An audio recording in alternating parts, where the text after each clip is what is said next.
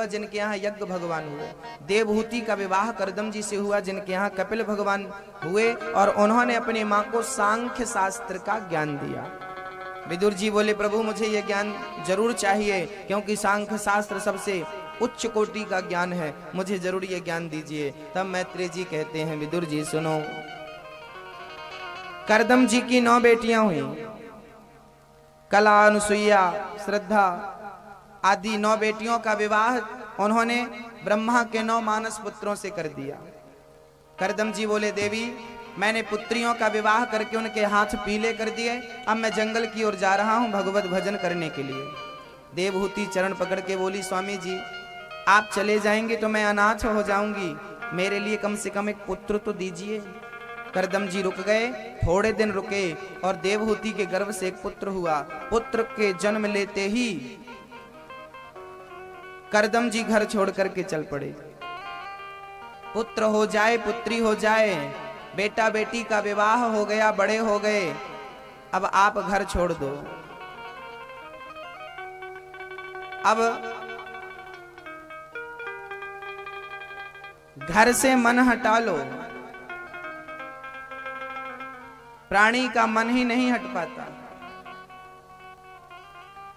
पड़ा रहता है वो। बेटा बड़े हो गए, बेटियां बड़ी हो गई। अब बताइए यहां आप ध्यान दीजिएगा, बेटियां बड़ी हो गई, बेटियों की शादी हो गई, बेटों की शादी हो गई, अब क्या बचा आपके पास? बचा कोई काम है? कोई काम? अब कोई काम नहीं बचा तो भगवत भजन करो। घर द्वार छोड़ करके निकलो तीर्थ यात्रा में। 1 महीना वृंदावन में रहो, 1 महीना हरिद्वार में रहो, 1 महीना अयोध्या में रहो, साल भर में सारे तीर्थों का भ्रमण करो, 1 आध महीने घर में रहो, 11 महीने घर से बाहर रहो। पति पत्नी निकलो तीर्थ में। घर से मन को हटाओ, घर में ही मन लगा रहेगा।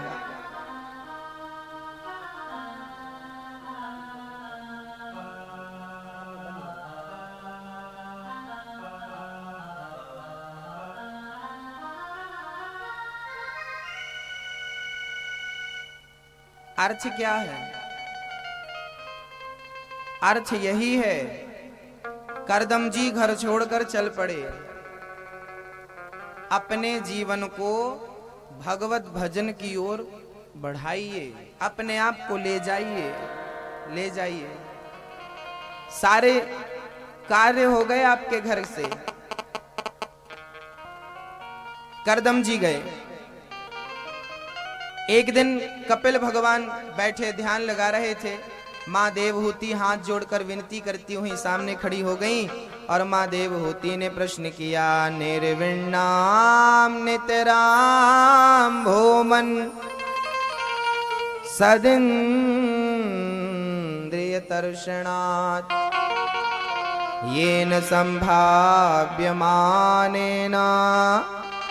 प्रपन्नान्धं तमः प्रभो। एक दिन देवहूति ने अपने पुत्र कपिल मुनि के हाथ जोड़कर बोली कि हे पुत्र, आप जगत के पिता हो पर मेरे पुत्र बनकर आए हो। आज मैं आपसे कुछ पूछना चाहती हूँ। हाँ हाँ, देवहूति ने हाथ जोड़कर कहा, प्रभु मुझे पति मिला तो करदम जैसा ज्ञानी तपस्वी, पिता मिला तो मनु जैसा राजा, पुत्र मिला तो आप जैसा। फिर भी इस मन से पूछती हूँ, क्यों मन तेरा पेट भरा? मन कहता है मेरा पेट नहीं भरा। याद रखना भक्तों, ये सांख्य शास्त्र उच्च कोटि का ज्ञान है, जिस ज्ञान की ओर मैं आपको ले चल रहा हूं, ध्यान दीजिएगा। तम त्वागताहम शरणम शरणम शरण्यम। माँ देवहूति बोली, प्रभु मैं आपकी शरण में हूं, मुझे ज्ञान दीजिए ताकि मेरा कल्याण हो जाए। ऐसा कौन सा कार्य करूं कि जिस कार्य को करते हुए मुझे परमात्मा की प्राप्ति हो जाए, ईश्वर की प्राप्ति हो जाए। ऐसा प्रश्न किया है देवहूति माँ ने कपिल मुनि से। कपिल देव ने कहा, माँ देखो, यदि आप सुख चाहती हो तो आप अपने मन को भगवान में लगाइए। क्योंकि मैया बंधन में कौन डालता है? हम सबको बंधन में कौन डालता है? हम सबको बंधन में डालने वाला है मन। मन ही हमें बांधता है। याद रखिए, शरीर का कोई बंधन नहीं होता। बंधन किसका होता है? किसका? मन का। आप लोग थोड़ा बोलते चलिए ताकि हमें लगे कि आप सुन रहे हैं। सुन तो रहे हैं पर ये भी लगे कि समझ रहे हैं। मैया गप्पे मत लड़ाना। हाँ। ओ मैया थोड़ा ध्यान दो। बंधन में कौन पड़ता है? शरीर की मन। शरीर का कोई बंधन नहीं है। अच्छा एक बात बताओ, संसार से कौन कौन बंधा हुआ है? जिम्मेदारियों से। जिम्मेदारियों से कौन कौन बंधा हुआ है? संसार से कौन कौन बंधा हुआ? हाथ उठा के हमें बता दो। जो बंधे हैं कृपया हाथ उठा के बताएं। उठाएं हाथ। उठाइए। नहीं उठा लीजिए, नो प्रॉब्लम। उठाओ उठाओ। देखा देखी क्यों कर रहे हो? अपने मन की बताओ ना। बंधे हो तो उठा लो। जो जिम्मेदारियों से बंधा है वो हाथ उठाए। जो संसार से बंधा है वो हाथ उठाए। उठाया। आप सबने उठाया। अब मुझे एक बात और बता दीजिए आप लोग कि घर को आपने पकड़ा है कि घर ने आपको पकड़ा है? बताइए। आपने घर को पकड़ा है कि घर ने आपको पकड़ा है? यहां बैठ करके आप घर को याद करते हैं कि घर आपको याद करता है? बोलिए। घर कभी याद नहीं करता हमें। करता है? अब घर थोड़ी रो रहा होगा कि हमारा मालिक कहां चला गया। आप यहां बैठे हैं, आप घर का चिंतन कर रहे हैं। इसका अर्थ यही है कि घर ने आपको नहीं पकड़ा, आपने घर को पकड़ रखा है। और एक बात और है, आप लोग कहते हैं ना कि हम बंधे हुए हैं। एक आदमी से हमने कहा भाई साहब कथा सुन लो। अरे महाराज जी हम जिम्मेदारियों से बंधे हुए हैं, ये जिम्मेदारी है, वो जिम्मेदारी है, ये काम है, फलाना काम है, ये बंधे हुए हैं। याद रखना हम में से कोई भी बंधा हुआ नहीं है, पर मान रखे हैं कि हम बंधे हुए। हमने मान लिया कि हम बंधे हुए। कैसी हालत है हमारी? एक धोबी था। धोबी, उसके पास एक गधा था। वो गधा लेकर के रोज जाता धोबी घाट। एक दिन धोबी कपड़ों का गट्ठा गधे के पीठ में रखा और चल पड़ा। चिंतित हो गया धोबी कि मैं गधे को कैसे बांधूं। एक महात्मा जी वहां से निकले। महात्मा जी बोले धोबी क्या हो गया? बोले महाराज मैं बड़ा परेशान हूं। महात्मा जी बोले एक काम कर, तू गधा को रोज कहां बांधता था? बोले इस पेड़ पर। महात्मा जी बोले इसके गले में झूठ मूठ का हाथ डाल। जैसे तू असली में रोज बांधता था आज केवल वैसा हाथ डाल, वैसा नकली काम कर।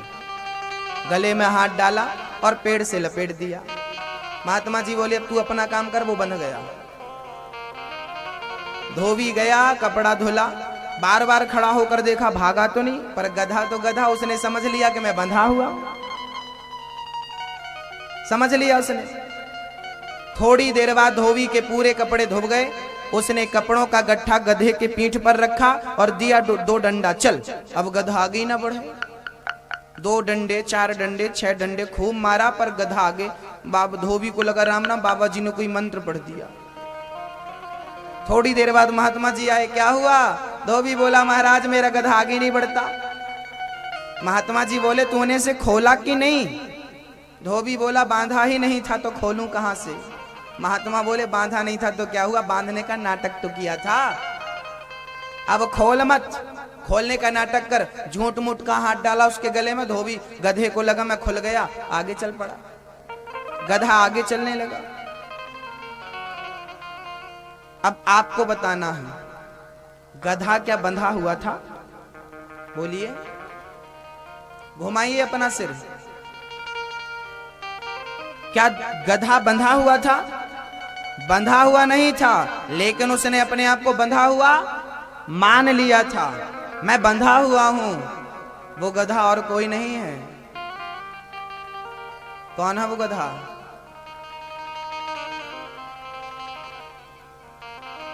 और कोई नहीं है वो गधा, वो गधे हैं हम, बंधे हुए नहीं है।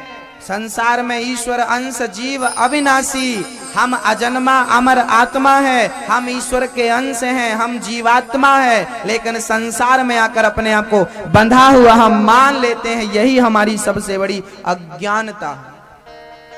हम में से कोई भी बंधा हुआ। अच्छा एक बात बताओ, अभी आपकी मृत्यु आ जाए तो जाना पड़ेगा कि नहीं?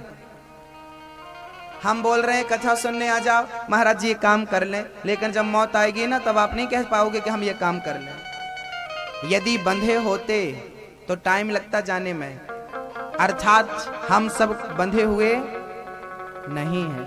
हाँ मान लिए हैं, मन ने बांध रखा है हमें, मन से बंधे हुए हैं। मन ने कहा ये वस्तु हमारी है, अब इससे बंध गए।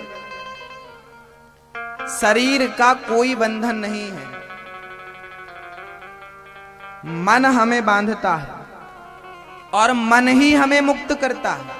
कैसे? देखिए, लोहे का एक टुकड़ा पानी में डूब जाता है ना, लेकिन वही लोहा नाव में लग जाए, जहाज में जड़ जाए और फिर आप उसमें बैठ के नदी पार करो तो डूबती है वो नाव। देखा होगा बहुत सारी लोहे की नाव, लकड़ी में बाहर बाहर लोहा जड़ा हुआ होता है।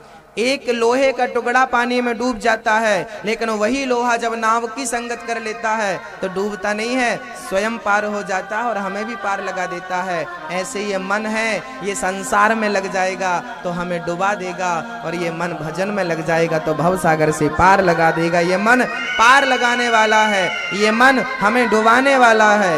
ये मन दोनों कार्य करता है, डुबाता भी है और पार भी लगाता है। अच्छा एक बात बताइए, हमारे पास साइकिल है, अब गाड़ी किसे चाहिए? अब मन में आया यार हमारे पास साइकिल है, गाड़ी होनी चाहिए बढ़िया, हम गाड़ी से जाएंगे और गाड़ी से आएंगे। अब बताइए गाड़ी किसको चाहिए, शरीर को कि मन को? ये गाड़ी की इच्छा कौन जाहिर करता है? शरीर। हाथ कभी कहते हैं कि हमें गाड़ी चाहिए, पांव कभी कहते हैं हमें गाड़ी चाहिए? कौन कहता है? मन कहता है कि यार सबके पास गाड़ियां और हमारे पास गाड़ी। ये मन हमें गाड़ी के लिए प्रेरित करता है। याद रखना, ये मन बहुत घटिया है। ये वो मन है जो हमारे पास रहकर हमें ही परेशान करता है, और हमें आज तक पता ही नहीं चला कि हमें परेशान कौन कर रहा है। हम देखिए, शरीर, बदन तो 100 रुपए की साड़ी से भी ढक जाता है। शरीर तो 100 रुपए की, 50 रुपए की साड़ी से भी आपका शरीर ढक जाएगा, लेकिन मन कहता नहीं नहीं, कम से कम 500 की तो होनी चाहिए। ये देखो कितनी बढ़िया साड़ी है, ये वाली खरीद लो। ये मन कहता है। शरीर को तो कुछ भी ढक लो, कुछ भी दे दो, शरीर ढकने को तैयार है। हम तो नमक रोटी खा सकते हैं, चटनी रोटी खा सकते हैं, पर मन कहता नहीं यार, कम से कम हलवा तो होना ही चाहिए, कम से कम ये तो होना चाहिए। मन परेशान करता है। मन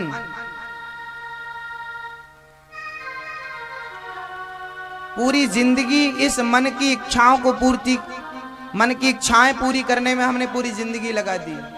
अच्छा एक बात बताइए, आप सब वृद्ध हो गए हैं, जितने मेरे दादाजी यहाँ बैठे हैं, बताइए आप किसकी इच्छा पूरी करते करते बूढ़े हो गए? किसकी इच्छा? मन कहता है यार हमारे पास घास की झोपड़ी है, एक बढ़िया सा घर हो जाता, लेंटर डल जाता, छपाई हो जाती, बढ़िया टाइल्स वाइल्स लग जाती, मार्बल लग जाता, और पंखा कूलर घर में एसी होती, बड़ी गाड़ी होती, 10-20 एकड़ हमारी जमीन होती। ये सब किसकी इच्छाएं हैं? कौन चाहता है कि आप 10-20 एकड़ के मालिक बने, 100-200 एकड़ के मालिक बने? मन चाहता है। पूरी जिंदगी मन की इच्छाओं को पूरी करने में लगा दी, पर क्या मन की इच्छाएं पूरी भई? याद रखिए, ये मन भगवान से मिला सकता है। माया मरी ना मन मरा, मर मर गया शरीर।